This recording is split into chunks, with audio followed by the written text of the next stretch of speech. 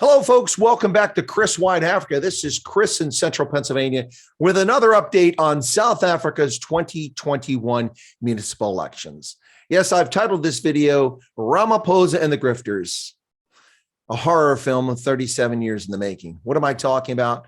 Well, it's interesting, the timing here. Nothing but a grift is what's going on here.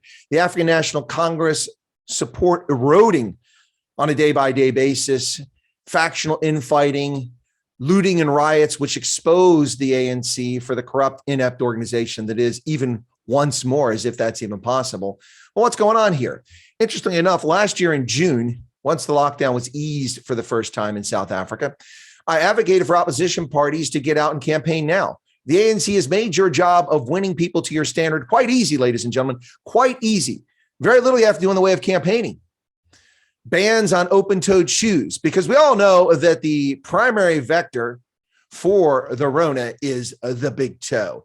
Yeah, so open-toed shoe bans on cooked chicken. You can't buy cooked chicken, can't go to restaurants. Some of the bans made sense from an epidemiological standpoint, but very few of them actually did. And many of them were declared unconstitutional by the North Gauteng High Court in June of last year. Yet the ANC continues to adhere to them unconstitutionally with no consequences. The ANC gave you so much ammunition if you're an opposition party, whether the Economic Freedom Fighters, God forbid, the Democratic Alliance, the Freedom Front Plus, the Inkatha Freedom Party, the United Christian Democratic Party, the United Democratic Movement, whatever your party is, lots of ammunition. Very little you had to do to win people to your standard.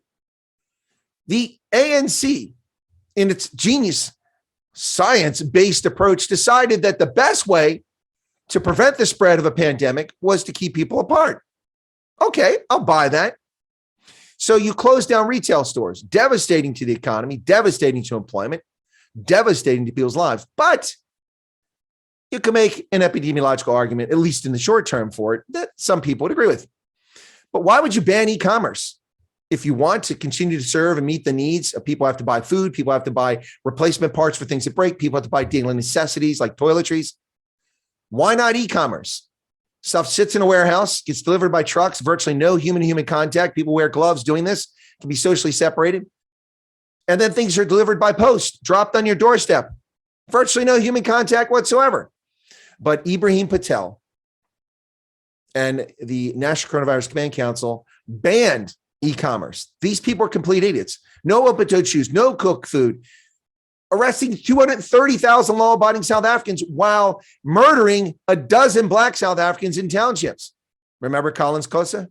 I do. And after this, after it's exposed by the press that the security forces, both the South African Police Service and the South African National Defense Force, were complicit or responsible for the deaths of a dozen Black South Africans, whoa, then we back out of the townships. And what happens? The pandemic spreads like wildfire. New variants pop up. You don't need to campaign. The ANC is giving you all the information and the ammunition you need to win an election. And they did this since March of 2020. But what did opposition parties do in South Africa? Like they do in Western Europe, like they do in Japan, like they do in South Africa every time. Sat on their ample asses and did jack squat for the ensuing 20 months. So what happens? What happens here? The Independent Electoral Commission, which is responsible for South Africa's elections, conducting them, independent indeed.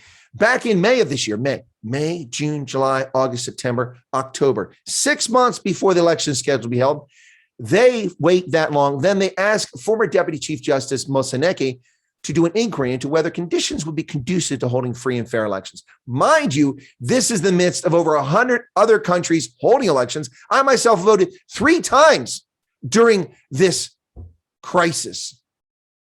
May of 2020, November of 2020, and June of 2021, in person, without a facial covering, using good health practices, perfectly healthy. But they decided to take a look at this. So this is what they said. The scheduled 27 October local government elections could not be free and fair due to the ongoing pandemic. This is according to Dikgang Moseneke, who released this report. Now, here's the thing. This report was released in July. He said, Moseneke said it was not reasonably possible, not likely the polls could be free and fair.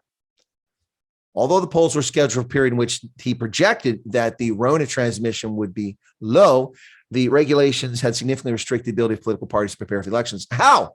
How? You've got social media. You've got television. You've got the internet. You have got your party's resources to put up posters since last year. They waited too late. That's not the fault of the electoral process. That's the fault of opposition parties. Now let's run through a few things and talk specifically why this is Cyril and the grifters. Ready for this? Despite the best efforts of the ruling African National Congress to have this election postponed until 2022 because they're not prepared, they're bankrupt, they have no money to buy posters. I saw a poster from Port Elizabeth that's from 2019, mounted incorrectly on a pole. You can't even read half of the sign because it's blocked by a light pole. That's what they're putting up in Port Elizabeth. Posters from 2019. You can't make this stuff up. Luthuli House, which sits just behind me, is bankrupt. Luthuli House is the headquarters of the African National Congress. This is unbelievable. So this party, along with other parties like the Economic Freedom Fighters, colluded or cooperated with the Independent Electoral Commission in their bid to have the Constitutional Court unconstitutionally delay this election. Constitution says it must be held within 5 years and 90 days of the seating of the last councils from the last election, which was in 2016. So it must take place by November 1st of 2021 to be constitutional. On the 3rd of September, the Constitutional Court indeed said you must go forward. On the 12th of September, President Cyril Ramaphosa had a conference, and a press conference. He spoke to the public. He addressed the nation, and they lowered lockdown restrictions from level 3 adjusted to level 2 adjusted. Why? Well, because conditions had improved, according to Ramaphosa. But the ANC, not Moseneke said it would be a low period, but the ANC implied, and often many officials stated, that the fourth wave was coming. We can't hold elections in November. People will die. It will be a super spreader event. That was the argument the ANC put forward. It's unsafe. It's unsafe. So why, on the 12th of September, just 9 days after the Constitutional Court ordered the government to have an election and the IC to have an election, why did Ramaphosa lower the lockdown restraints? Well, because shortly after that, on the 18th and 19th, the Independent Electoral Commission held yet another voter registration weekend. And they illegitimately and immorally reopened the candidate registration so that the ANC, who failed to get candidates on 90 different ward ballots, would not be slaughtered in this election. Now, the IEC, for its part, says that it wasn't biased towards the ANC. That's not even remotely plausible or credible to say such a thing. Why reopen it? Parties had 2 bites of the apple. They failed. In fact, 3, because it was extended the last day on the 26th of August. So lowered restrictions on the 12th so that people can go out and get registered and get their candidates registered. And then on 30 September, Ramaphosa lowers lockdown restrictions to level 1 adjusted, telling us that daily infections have dropped from 20,000 per day to just 1,800 per day. But this is not what the ANC was telling us in July, telling us in August, and telling us up until the 3rd of September. They were telling us the fourth wave was coming. It wasn't possible to hold safe elections. People will get sick because we're holding election. Really? The Central African Republic held an election. It's a failed state. Somaliland, a country not even recognized, but by a handful of countries, held an election. Namibia held an election in November of last year, and the ruling SWAPO party got slaughtered in municipal elections. Gee, perhaps that's what the ANC is afraid of. The bottom line here is, folks, it's a grift. It's a grift. It's a grift. The ANC has lied to you. And now they tell you, we know we've made mistakes. We know we've got it wrong, but we've had an epiphany. And now we're going to get it right. He says that Ramaphosa had his manifesto launch in which they exceeded the cap of 500 people at outdoor gatherings. And then magically, just 3 days later, he raises to 2,000 because, of course, the EFF and the ANC violated the lockdown restrictions, which are not even legitimate to begin with, but they violated them with their manifesto launches by a wild figure. By contrast, the Democratic Alliance did a virtual event, which is a handful of people present, and they did it online.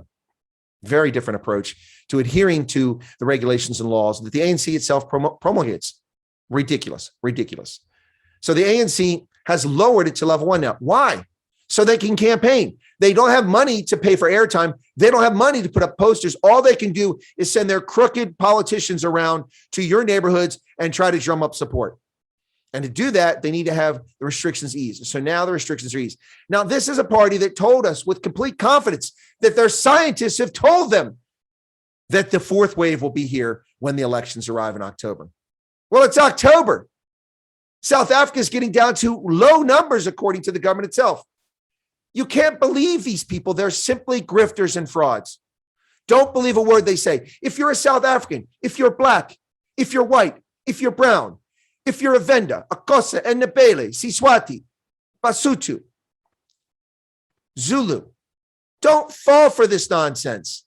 If you're an Afrikaner or an English-speaking white South African or colored, don't fall for the nonsense. This is a RICO operation that is there to pilfer and enrich their privileged nouveau riche friends, not to serve the needs of South Africa. If you honestly believe that Cyril Ramaphosa is going to reposition, revitalize, renew this decrepit, fossilized, bad excuse for a liberation movement, then you really will buy anything that anybody sells you.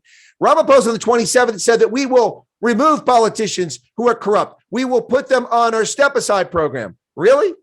Really? Tell me about Dr. Mkhize, whom just 2 days later you made excuses for. We have to recognize that he has resigned. Resigned from the Ministry of Health, the Department of Health, not from Parliament, still collecting a fat paycheck as an ANC cadre. Mkhize should be prosecuted if the Special Investigative Unit report is accurate. He's responsible for crimes, but they only recommend executive action. But of course, the ANC protects its friends. Look how Jacob Zuma refuses to submit to a medical examination by the state, having his corrupt friends in the SANDF cover for him and say that he has a life-threatening illness. He must be released on medical parole. The medical parole board reviews his case and says no. But his old longtime friend from Mkhonto Isizwe, Arthur Frazier, intervenes illegitimately and arguably criminally to release Jacob Zuma on medical parole. You can't make this stuff up. Why? Because the ANC is divided. And having Zuma in prison means losing a few million Zulu votes, potentially, which the ANC cannot afford. It can't afford for those people to stay home or, God forbid, vote for the Inkatha Freedom Party or for the Democratic Alliance in KZN. That would turn a disaster into a colossal failure for the ANC. This will be a disastrous election for the ANC, most likely, all things being equal. People are angry. People are hot full from all over South Africa. But